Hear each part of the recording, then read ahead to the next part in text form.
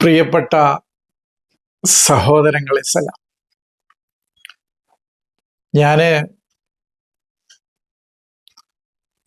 നമ്മള് ഭാഷാപരമായ ക്ലാസ്സുകൾ 5 ക്ലാസ്സുകൾ എടുത്തു. അപ്പൊ ഞാൻ പറഞ്ഞിരുന്നു ആദ്യം ഒരു 5 ക്ലാസ്സെങ്കിലും വേണ്ടിവരും എന്ന് പറഞ്ഞ സ്ഥിതിക്ക് ഞാൻ ഇവിടെ 5 നിർത്തുകയാണ്. ഇതിന്റെ തുടർച്ചയായി ഉണ്ടാവൂല. എന്നാൽ ഇടയ്ക്കിടെ ഓരോ ക്ലാസ്സുകൾ നമ്മൾ പോസ്റ്റ് ചെയ്യാം എന്ന് പറഞ്ഞിരുന്നു. അതിന്റെ ഭാഗമായി ഇന്നിങ്ങനെ ഞാൻ ചിന്തിച്ചപ്പോ ഇന്നിപ്പോ രാവിലെ ഒരു ക്ലാസ് ഇടുന്ന ഉദ്ദേശിച്ചിട്ടുണ്ട്. അത് കഴിഞ്ഞ ഒന്നും കൂടി ഇടുകയാണെങ്കിൽ അത് ഭാഷാപരമായ ഒരു ക്ലാസ് ആകാം എന്ന് ഞാൻ വിചാരിച്ചിരുന്നു. ഒരു ദിവസം 2 ക്ലാസ് ഇടുന്ന ചില ദിവസങ്ങളിലെങ്കിലും ഒരു ക്ലാസ് ഭാഷാപരമാക്കാം എന്നുള്ളതാണ് വിചാരിക്കുന്നത്. അത് ചിലപ്പോൾ മാറ്റങ്ങൾ വരും, സൗകര്യത്തിനനുസരിച്ച്. അപ്പൊ അതിന്റെ അടിസ്ഥാനത്തിൽ ഇന്ന് ഖുർആനിലെ ഒരു പദവുമായി ബന്ധപ്പെട്ട വിശദീകരണമാണ് ഇന്ന് എൻ്റെ സഹോദരങ്ങൾക്ക് മുമ്പിൽ പങ്കുവെക്കാൻ ഞാൻ ആഗ്രഹിക്കുന്നത്. അതിലൊന്ന് അബ് എന്നുള്ള വാക്കാണ്. ആ വാക്ക് ഖുർആനില് ഞാൻ പറയട്ടെ, പദാർത്ഥപരമായ അബ് ഇല്ല, ഇബ്ന് ഇല്ല, അഹ് ഇല്ല, ഉമ്മ ഇല്ല. വാപ്പ എന്ന് പറയുമ്പോൾ ബയോളജിക്കൽ അല്ല എന്നർത്ഥം. അഹ് എന്ന് പറയുമ്പോൾ അത് ബയോളജിക്കൽ അല്ല എന്നർത്ഥം. ഇത് ഉറപ്പിക്കണം. ഇത് ഉറപ്പിച്ചാലേ നമ്മുടെ ഈ വായന സൂക്ഷ്മമായി നമ്മൾ വായിച്ചുകൊണ്ടിരിക്കുന്ന ഈ വായനയെ മനസ്സിലാക്കാൻ സാധിക്കുള്ളൂ. ഉമ്മ എന്ന് പറയുമ്പോൾ എൻ്റെ ബയോളജിക്കലായ എൻ്റെ ഉമ്മയെ കാണരുത്. അപ്പോൾ ഇവരോടൊന്നും നന്മ ചെയ്യണ്ടെന്നാ ചില ആളുകൾ ചോദിച്ചത്. അവർക്ക് മാത്രമല്ല, ലോകത്തിന് മുഴുവൻ നന്മ ചെയ്യുന്ന ഒരു മനുഷ്യനെ സൃഷ്ടിക്കുക എന്നതാണ് ഖുർആനിന്റെ ലക്ഷ്യം എന്ന് ഞാൻ അവരോട് സൂചിപ്പിച്ചു. ഒരു പിതാവിന് മാത്രമല്ല, മാതാവിന് മാത്രമല്ല, സഹോദരങ്ങൾക്ക് മാത്രമല്ല, മനുഷ്യരോട് മുഴുവൻ സ്നേഹവും കരുണയുമുള്ള ഒരു മനുഷ്യനെ സൃഷ്ടിച്ചെടുക്കുക എന്നതാണ് ഖുർആനിന്റെ ലക്ഷ്യം. അതാണ് ഈ പുസ്തകത്തിന്റെ ലക്ഷ്യം എന്നാണ് എനിക്ക് സൂചിപ്പിക്കാനുള്ളത് ആമുഖമായി. അപ്പൊ എൻ്റെ സഹോദരങ്ങള് അബ് അല്ലെങ്കിൽ ആബാ എന്ന് കേൾക്കുമ്പോൾ അത് നമ്മളെ വാപ്പാരെന്ന് മനസ്സിലാക്കരുത്. അങ്ങനെ മനസ്സിലാക്കുമ്പോൾ കുറെ പ്രശ്നങ്ങൾ വരും. അത് പിന്നീട് നമുക്ക് വിശദീകരിക്കാം. ഇന്നതിൻ്റെ ലിസാനിയായ തലാണ് നമ്മൾ വിശദീകരിക്കാൻ പോകുന്നത്. അബ് എന്ന് പറയുമ്പോൾ അൽ ഔദത്തു ഇലൽ അസ്ലി എന്നാണ്. ഇപ്പൊ നിങ്ങൾക്ക് അതിന്റെ മലയാളം മനസ്സിലായിട്ടുണ്ടാവില്ല. അല്ലെങ്കിൽ തന്നെ ആക്ഷേപം കൂടുതൽ അറബി പറയുന്നു എന്നാണ്. അറബി ഒന്ന് പറഞ്ഞിട്ടെങ്കിലും അതിന്റെ അർത്ഥം പറയാതെ പറ്റൂല. അർത്ഥം പറയാം, പക്ഷെ അറബി സൂചിപ്പിക്കേണ്ടതുണ്ട്. കാരണം അറബി അറിയുന്ന ഒരുപാട് ആളുകൾ എൻ്റെ ക്ലാസ്സുകൾ കേൾക്കുന്നുണ്ട്. അത് എന്നോട് 1-2 ആളുകൾ വിളിച്ചതിൽ നിന്ന് എനിക്ക് മനസ്സിലായിട്ടുണ്ട്. ആഴത്തിൽ ഭാഷ പഠിച്ച ജ്ഞാനികൾ കേൾക്കുന്നുണ്ട്. അപ്പൊ അവർക്ക് അൽ ഔദത്തു ഇലൽ അസ്ലി എന്ന് പറഞ്ഞാൽ തന്നെ അബിന്റെ അർത്ഥം മനസ്സിലായി. ഇനി അവർക്ക് മലയാളം പറയേണ്ടതില്ല. മലയാളം പറയുന്നതിനേക്കാൾ ഒന്നുകൂടി വിശാലമായ അർത്ഥതലം തെളിഞ്ഞു കിട്ടും അറബി പറയുമ്പോൾ. അസലിലേക്ക് മടങ്ങുക എന്നാണ് അതിന്റെ അർത്ഥം. ഇനി അസല് എന്നുള്ളത് നമ്മൾ സാധാരണ മലയാളത്തിൽ ഉപയോഗിക്കുന്ന ഒരു വാക്കാണ്. അസല് ഒന്നിന്റെ അടിത്തറ, ഒന്നിന്റെ ബേസ്, അതാണ് അസല്. അസല് എന്ന് അസല് പകർപ്പ് എന്നൊക്കെ കോടതിയിൽ ഉപയോഗിക്കാറുണ്ട് ആ വാക്ക് അസല്. അത് അസൽ കോടതിയിലെ അധിക വാക്കുകളും അറബിയിൽ നിന്നും ലിസാനുൽ അറബിൽ നിന്നും വന്ന വാക്കുകളാണ്. കോടതിയിലെ അധിക വാക്കുകളും അങ്ങനെയാണ്. മഹക്കമ, പിന്നെ നസീഫ്, പിന്നെ മുൻസിഫ് കോടതി, മുൻസിഫ് എന്ന് പറയുന്നത് ഒരുപാട് പദങ്ങളുണ്ട്. ഞാൻ ഒന്ന് സൂചിപ്പിച്ചു എന്നേ മാത്രമേ ഉള്ളൂ. അപ്പൊ അബ് എന്ന് പറയുന്നത് അൽ ഔദത്തു ഇലൽ അസ്ലി, അടിത്തറയിലേക്ക്, ബേസിലേക്ക്, അസലിലേക്ക് മടങ്ങലാണ് എന്ന് പറയുന്നത്. അതാണ് അബ് എന്ന് പറയുന്നത്. അൽ അബ് എന്ന് അതിലൊരു അലിഫ്ലാമും കൂടി കൂടുമ്പോ അത് നമ്മുടെ നെഗറ്റീവ് ആയാലും പോസിറ്റീവ് ആയാലും, അറബിയിലെ അതിന് ഈജാബി സലബി എന്നാ പറയാം. ഈജാബി സലബി, അതാണ് പോസിറ്റീവ് നെഗറ്റീവ്. ഈജാബി പോസിറ്റീവ് ആണ്, സലബി നെഗറ്റീവ് ആണ്. അപ്പം നമുക്ക് പോസിറ്റീവായ ചിന്തകളിലേക്കായാലും വേണ്ടില്ല, നെഗറ്റീവായ ചിന്തകളിലേക്കായാലും വേണ്ടില്ല, അത്തരം ജ്ഞാനങ്ങളിൽ നെഗറ്റീവായ ജ്ഞാനത്തിലേക്കായാലും വേണ്ടില്ല, പോസിറ്റീവായ ജ്ഞാനത്തിലേക്കായാലും വേണ്ടില്ല, നമ്മുടെ മടക്കമാണ് നമ്മുടെ അൽ അബ് എന്ന് പറയുമ്പോൾ. ആബ ഇല എന്ന് പറയുമ്പോൾ ആ അസലിലേക്ക് ഒന്നുകൂടി വ്യക്തമായി സ്പഷ്ടമായി അതിലേക്ക് മടങ്ങുമ്പോഴാണ് ആബ ഇല എന്ന് പറയാം. പ്രത്യേകമായിട്ട് എൻ്റെ സഹോദരങ്ങൾ മനസ്സിലാക്കുക നിന്റെ അർത്ഥവ്യത്യാസങ്ങൾ. അതാണ് ഞാൻ പറഞ്ഞത്, മറ്റു ഭാഷകൾക്കില്ലാത്ത പ്രത്യേകത എന്താന്ന് പറഞ്ഞാൽ അതിൻ്റെ റൂട്ടിനോടും കുറച്ച് അക്ഷരങ്ങൾ കൂടി വരുമ്പോൾ അതിൻ്റെ ആശയങ്ങൾ ആ അടിസ്ഥാന ആശയത്തിൽ ഇങ്ങനെ കൂടി വരികയും ആ അടിസ്ഥാന ആശയത്തിൽ നിന്ന് മാറ്റം സംഭവിക്കൂല എന്നർത്ഥം. അതിൽ കുറച്ചും കൂടി ആശയങ്ങൾ വർദ്ധിച്ചു വരും. അതാണ് അതിൻ്റെ പ്രത്യേകത.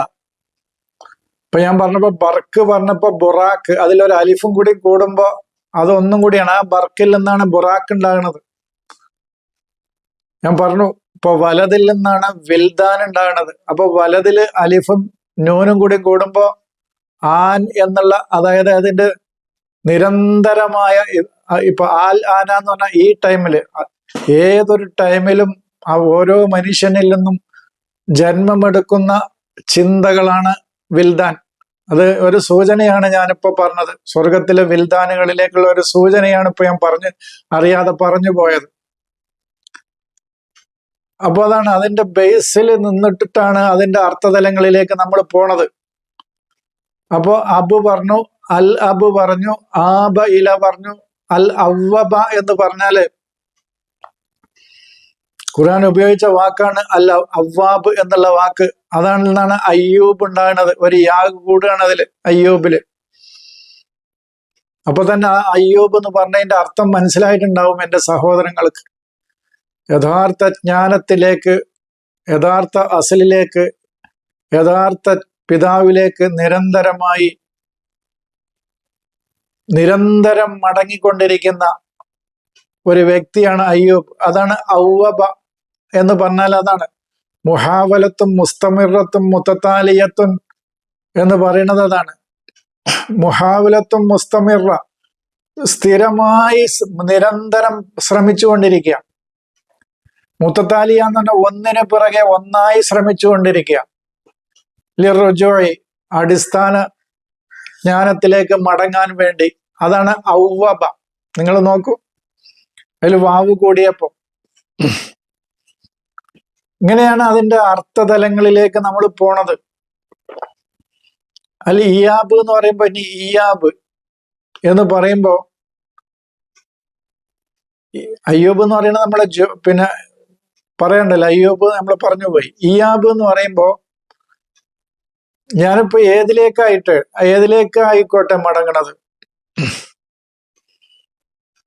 നന്മയിലേക്കാകട്ടെ തിന്മയിലേക്കാകട്ടെ, നല്ല അറിവിലേക്കാകട്ടെ ചീത്ത അറിവിലേക്കാകട്ടെ, ഏതിലേക്കും മടങ്ങുമ്പോഴും എൻ്റെ സുലൂക്ക്, ആ സന്ദർഭത്തിലുള്ള എൻ്റെ സ്വഭാവം എന്താണോ അതാണ് എൻ്റെ ഇയാബ്. എൻ്റെ ആ മടക്ക വേളയിൽ എൻ്റെ സ്വഭാവം അതാണ് ഇയാബ്.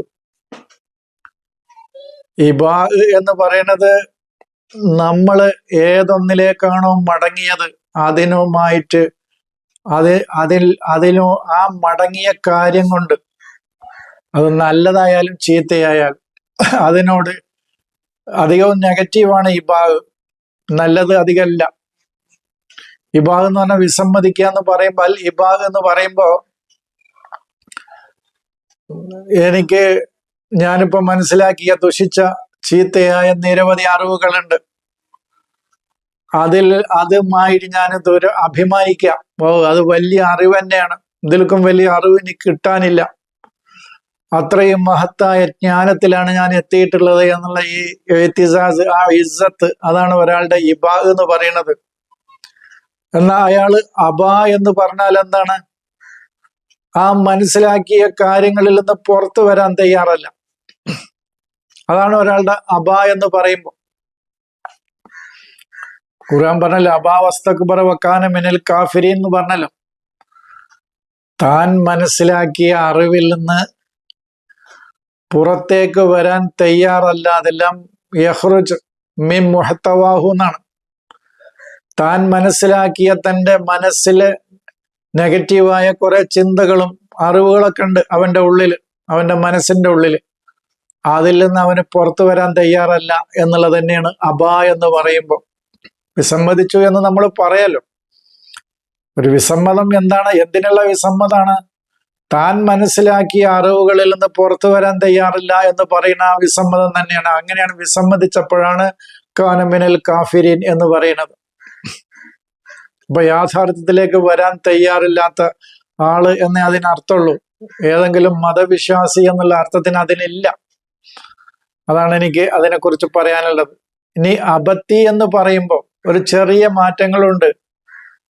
അന്ത മർജിഇ എന്നാണ് പറയുന്നത്. യാ അബത്തി, നിങ്ങളാണ് എൻ്റെ മടക്കം. യാ അബത്തി എന്ന് ഇബ്രാഹിം പറയണ്ടല്ലോ. ഇബ്രാഹിമിന്റെ ഉള്ളിലെ ആ അബത്തിലേക്കാണ് മടങ്ങണത്.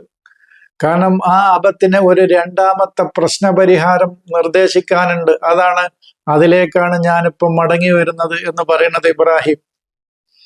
അതാണ് യാ അബത്തി എന്ന് പറയുമ്പോൾ എന്താണ് രണ്ടാമത്തെ ഒരു ഹല്ലുൻ സനായി, ഒരു രണ്ടാമത്തെ പ്രശ്നപരിഹാരം അവിടെ പറഞ്ഞു കൊടുക്കുന്നത്. നിങ്ങളിപ്പോ നിങ്ങളുടെ പാരമ്പര്യമായ ആ വിശ്വാസങ്ങളിൽ, ആ കെതിബുകളിൽ, ആ കളവുകളിൽ, വ്യാജങ്ങളിലാണ് ഇപ്പൊ നിങ്ങൾ നിൽക്കുന്നത്.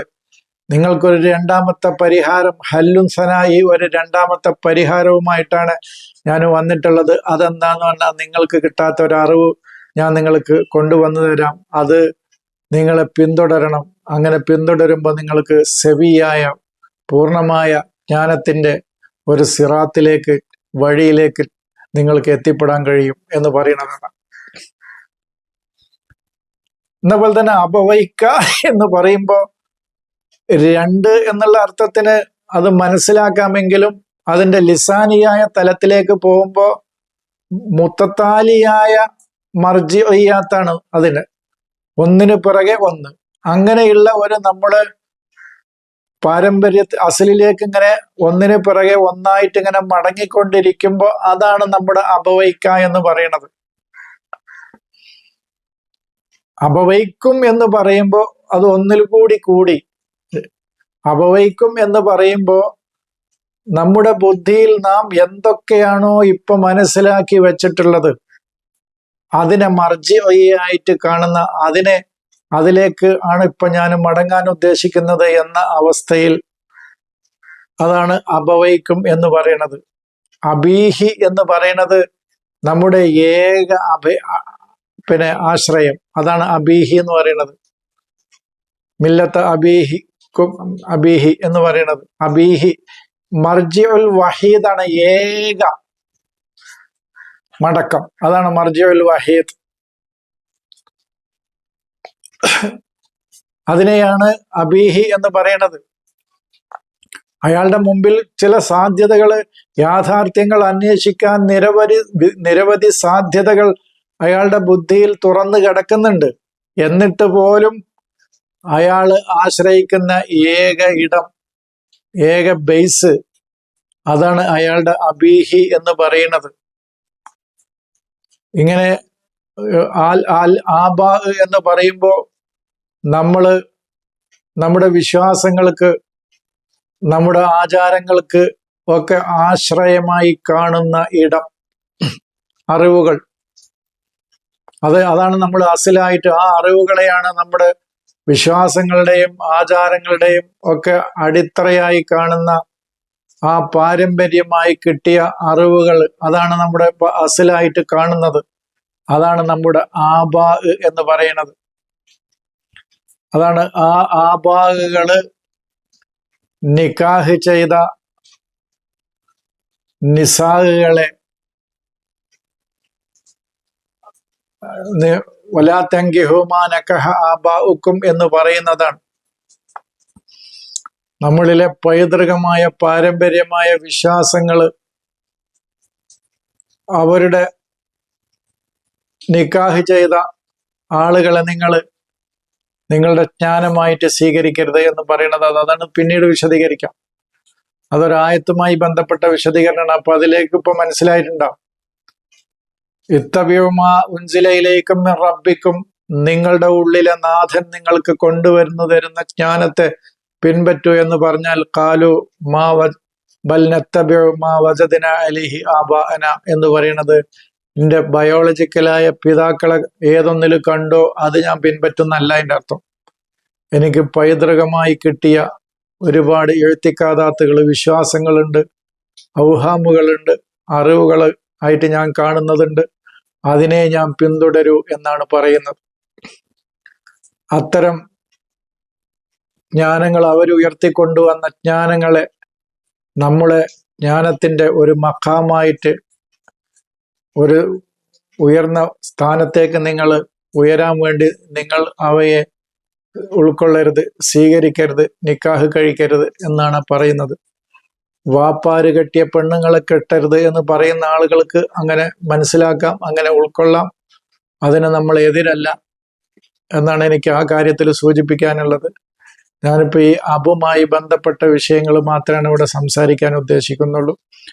അതാണ് വൈദാ ഖീല ലഹും ഇത്തബിഉ മാ ഉൻസില ഇലൈക്കും മിർ റബ്ബിക്കും, നിങ്ങളുടെ റബ്ബിൽ നിന്ന് നിങ്ങളിലേക്ക് ഇറക്കി കിട്ടുന്നുണ്ട് അറിവുകൾ. ആ റബ്ബിൽ നിന്ന് കിട്ടുന്ന അറിവിനെയാണ് നിങ്ങൾ ഇത്തിബാഅ് ചെയ്യേണ്ടത് എന്ന് പറഞ്ഞാൽ ഖാലു ബൽ നത്തബിഉ മാ അൽഫൈന അലൈഹി ആബാഅന, ഞങ്ങളുടെ പാരമ്പര്യമായിട്ട്, അതായത് അല്ലാതെ എൻ്റെ വാപ്പാടെ വാപ്പാനെയും ആകെ ഒരു വാപ്പാനെ ഞാൻ കണ്ടിട്ടുള്ളൂ. അതല്ല, പാരമ്പര്യമായി പൈതൃകമായി കിട്ടിയ അറിവുകൾ, അതാണ് ഞാൻ എൻ്റെ ബേസായിട്ട് കാണുന്നത്. ആ അറിവുകളെ ഞാൻ സ്വീകരിക്കുള്ളൂ എന്നാണ് പറയുന്നത്. അത് അൽഫൈന അലൈഹി ആബാഅന, ആ അറിവുകളെ ആണ് എൻ്റെ പിതാക്കളൊക്കെ പരിചയിച്ചതായിട്ട് ഞാൻ കാണുന്നത്. അവര് പരിചയിച്ചറിഞ്ഞ ആ അറിവുകൾക്ക് അപ്പുറത്തേക്ക് എനിക്ക് അറിവുകൾ വേണ്ട എന്ന് പറയുന്ന ആ അവസ്ഥയെയാണ് ഞാനിവിടെ സൂചിപ്പിക്കുന്നത്. ഇത്രയും കാര്യങ്ങളൊന്ന് ചിന്തിക്കുക, മനസ്സിലാക്കുക എന്ന് മാത്രമാണ് എനിക്ക് സൂചിപ്പിക്കാനുള്ളത്. സലാം.